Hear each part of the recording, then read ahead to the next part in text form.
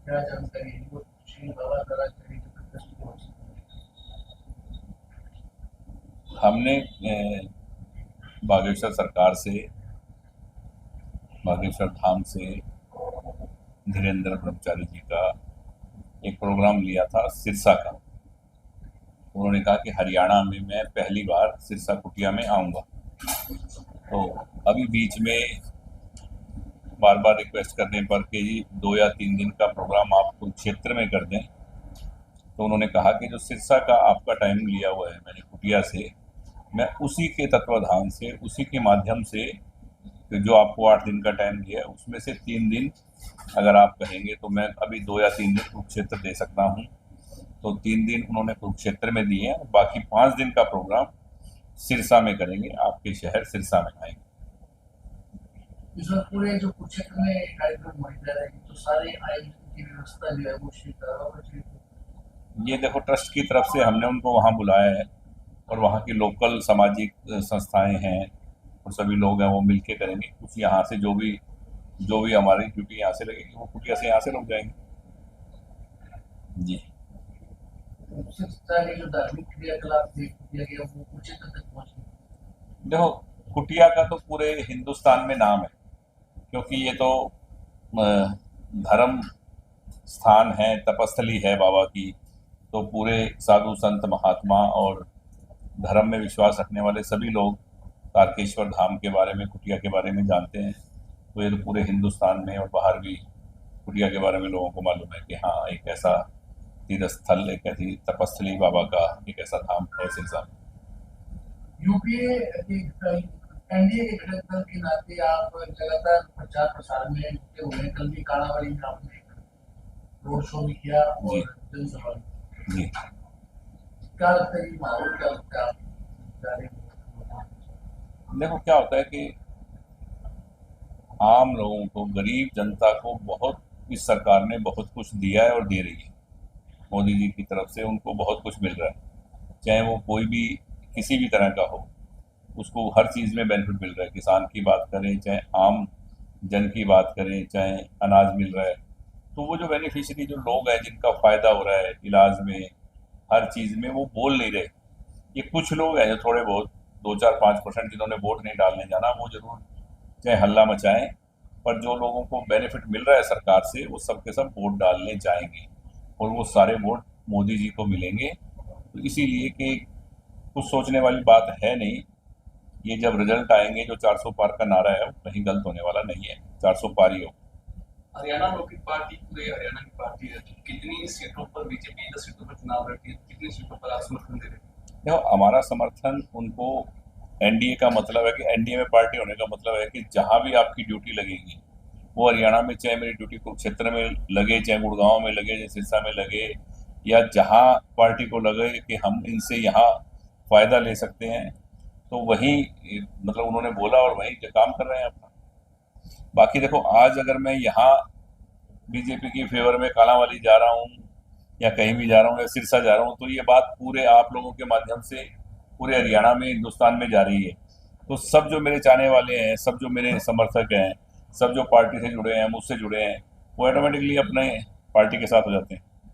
Market में आम चर्चा है कि इस बार जो हरियाणा की 10 सीटें हैं 50-50 होने वाला, कांग्रेस और बीजेपी 5-5 सीटों पर जीतेंगे। आपका क्या अनुमान है? आपको भी 15-20 साल राजनीति में हो गए। ऐसा देख, मैंने अभी आपको ये बात का जवाब थोड़ी देर पहले भी दिया था कि ऐसा कहीं भी नहीं है कि कोई आइडिया मार ले कि 5-5 होने वाले हैं, ऊपर 500 में से कोई कहते 250 होने वाले हैं। तो ऐसा कुछ नहीं है। आज तक एक बात बताओ मुझे, जब किसी बारात में कोई दूल्हा ही ना हो तो वो बारात होती है? बताओ, नहीं होती ना। तो वो बात है, बिन दूल्हे की बारातें हैं ये। आज तक शैलजा जी ने कहा कि प्रधानमंत्री कौन बनेगा, वो वोट मांग रही हैं आपसे, हमारे से, सबसे, कि आप मुझे वोट दो। बहन शैलजा जी आ गई, बहन शैलजा जी आ गई, अच्छी बात है भैया, पहले भी आई थी, 2 बार जीती हैं। क्या किया? कहीं पे वोट कोई उनके नाम का, उनके फादर के नाम का, चौधरी दलबीर सिंह जी का कहीं लगा हुआ है? कोई ऐसा काम है जो सिरसा में उन्होंने बहुत बड़ा काम कर दिया हो? पहले भी उनकी सरकार रही थी। तो सब लोगों को देखा हुआ है, लोगों ने परखा हुआ है कि किसने क्या किया है। और आज जो कर रहा है, आज कहीं भी शैलजा जी ने ये बात नहीं कही कि देश के उस प्रधानमंत्री के लिए वो बनेंगे और मैं उनके लिए वोट मांग रही हूँ। ये तो खुद कह देंगे 4 महीने बाद कि भैया मैं तो फलाना से लड़ रही हूँ इलेक्शन, मुझे तो हरियाणा के इलेक्शन लड़ रहे हैं, और इनके एक पोस्टर में लिखा हुआ है आगे हरियाणा की बारी। तो 4 महीने के लिए आप हरियाणा को या सिरसा की जनता को खराब करने के लिए आ रहे हैं क्या? कि 4 महीने के बाद आप फिर रिजाइन दे दें, फिर इलेक्शन आ जाए सिरसा में और आप में मैं तो फलाना से लड़ूंगी भी हरियाणा के लिए, तो आप हरियाणा के लिए पहले ही लड़ लो। तो तो ये ऐसा है ना कि कोई इनको कुछ पता नहीं है कि कौन प्रधानमंत्री बनेगा। अखिलेश बनेगा, लालू जी बनेंगे, खड़गे जी बनेंगे, राहुल बनेंगे, कौन बनेगा क्या बनेगा कुछ नहीं है। आज हिंदुस्तान का जो मान सम्मान गौरव है वो पूरी दुनिया में इतना जबरदस्त, इतना ज़्यादा बड़ा है और इतना गौरवान्वित है भारत देश, उसके गौरव को कम ना करें। मैंने यही अपील की कल भी काणावाली में और आज भी आपके माध्यम से यही अपील कर रहा हूँ कि आज पाकिस्तान जो हमारे साथ लगता देश है उसका अवाम ये कहता है कि ऐसा वजीर आजम हमारे पाकिस्तान में होना चाहिए, नरेंद्र मोदी जैसा। और अगर हमने मान लो इन लोगों को वोट डाल दिए और ये आपस में लड़ेंगे तो वो कहेंगे ये तो हमारे जैसा हाल हो गया, तो हमें वो पाकिस्तान जैसा हाल थोड़ी करना है अपने देश का। तो इसीलिए बहुत सोच समझ के वोट करें। और एक और बरात निकालने की लगातार चर्चाएं हुई है कि वो क्या? राजभवन में की अल्पमत में सरकार है, परेड करवा दो, कभी कुछ भी करा दें, कुछ भी करा दो, कोई अल्पमत में ना सरकार है।